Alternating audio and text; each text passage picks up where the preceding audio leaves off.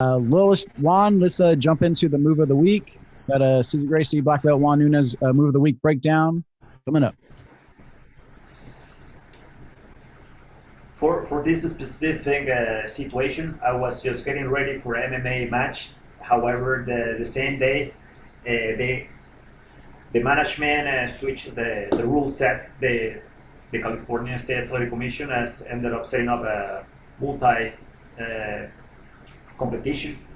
I was shoveling some concrete for in the leading up for the preparation of the fight. I was doing a lot of putting the concrete. I was doing a lot of sweeping, just for strength in the forearms.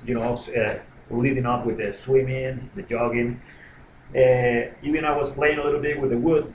Having my lady at the time, she was helping me out. She was holding the wood, and I was doing with the two knuckles, utilizing the shoulder, coming from the ball of my feet.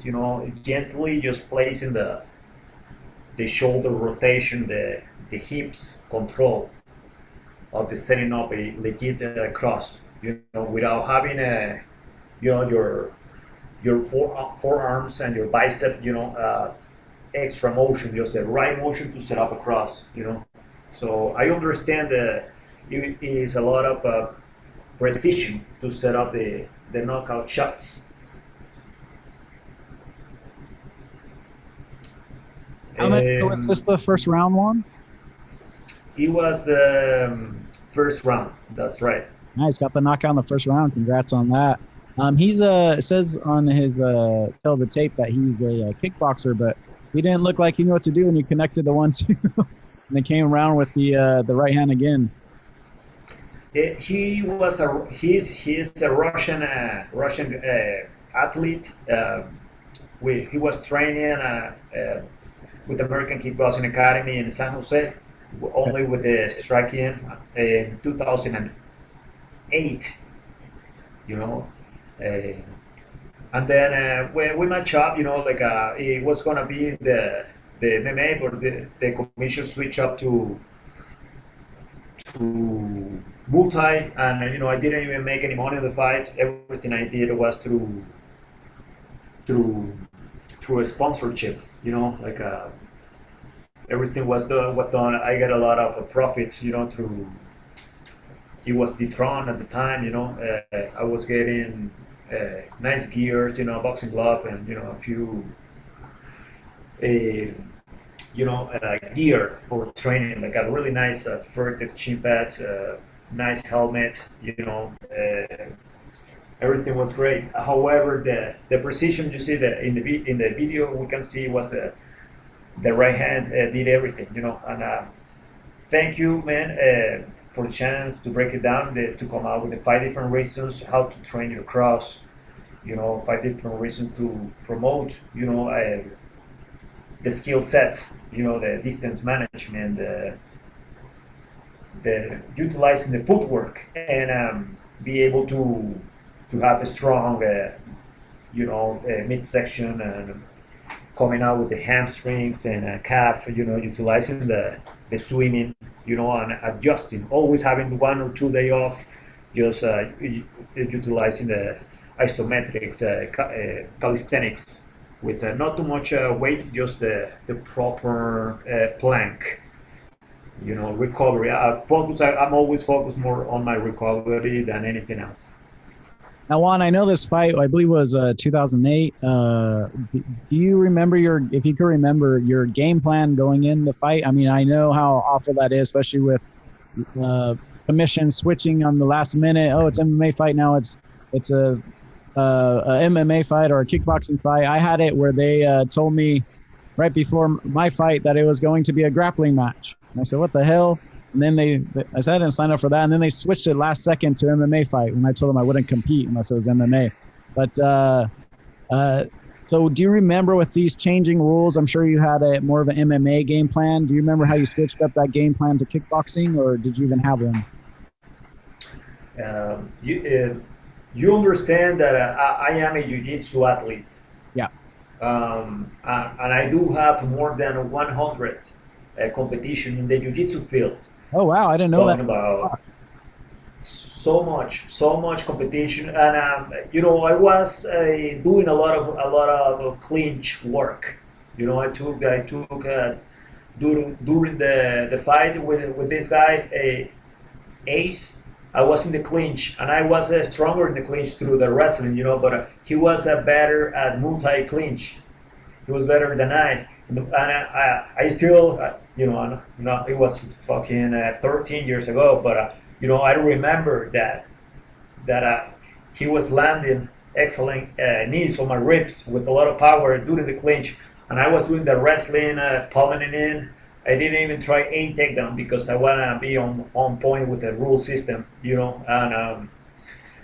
and definitely clinch, multi clinch is different. However, I still would rather do wrestling all day if we're talking about how to fight in the clinch. But remember that I wasn't allowed to execute any kind of takedown. Now, when you went in though, did you have a game plan like, hey, I'm going to work off my jab, or or do you go in like, hey, let's see what he does and let's play it. Let's just play it how it goes. Yeah, it was I was having a cast in my left arm like 2 weeks before the fight. Oh, shit. I was like for a couple months I was with a cast in my left arm, and because one of my teammates at the gym, Giovanni Encarnacion, he's a guy from Puerto Rico. He came out riding with a knee on my forearm, and then it was fractured, and I was 6 weeks with a stupid cast, but I was working a lot my right. I was working, and then I was still at the gym with stupid cast, but you're a fighter, Juan. That's right. They took it out, and the doctor, she said I have to play smart, and then I just listened to her what she said, and then get a hold of Leticia, which is and Justina, and Jen. Those three ladies were in charge of the list at the moment, and then they set up with the commission, the Mr. Weatherby, and then everyone was ready to see me compete.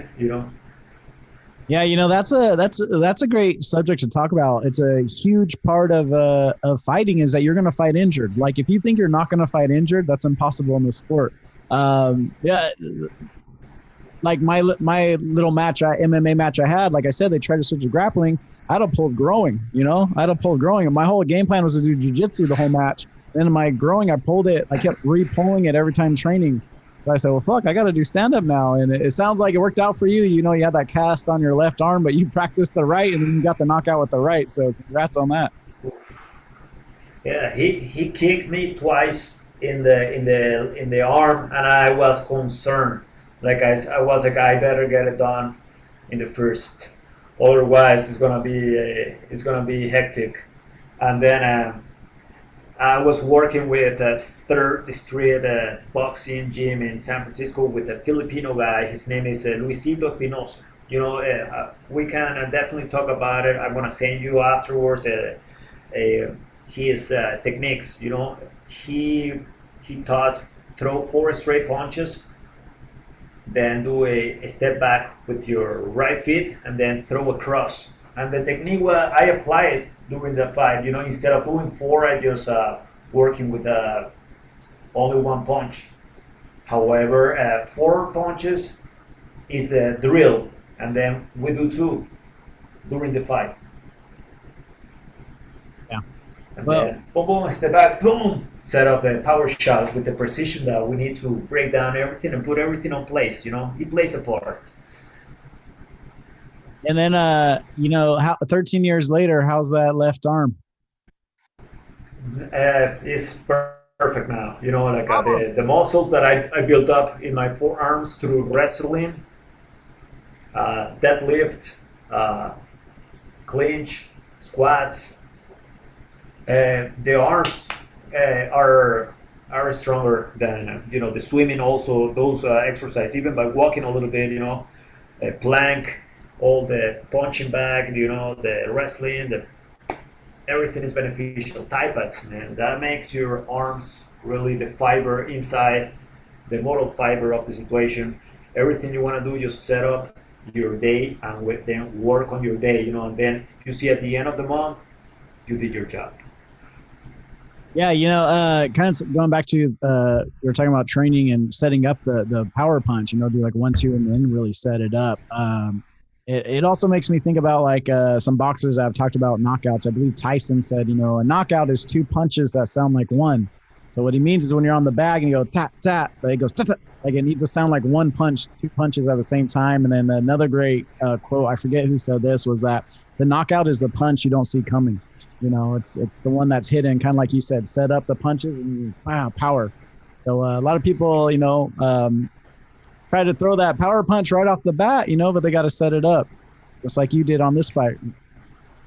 I appreciate it. Yeah, that's exactly what's going on, man. I remember I was taught since I was little, from the very beginners coaches I ever had. They always remind me, and they taught it that way. Yeah, utilize the ball of your feet, and that's the way how I also teach. If I have to teach or point out to someone that I'm dropping some knowledge, that's one of the things I want to tell them. Utilize the ball of your feet and utilize the footwork. Great. Well, Juan, do you got anything else to say about this move of the week? Let's wrap it up, brother. Awesome. Well, thanks again to Cesar Gracie Black Belt with what I found out news today, over 100 matches in Jiu-Jitsu. But thanks again, Juan Nunez, for this move of the week for episode number 10.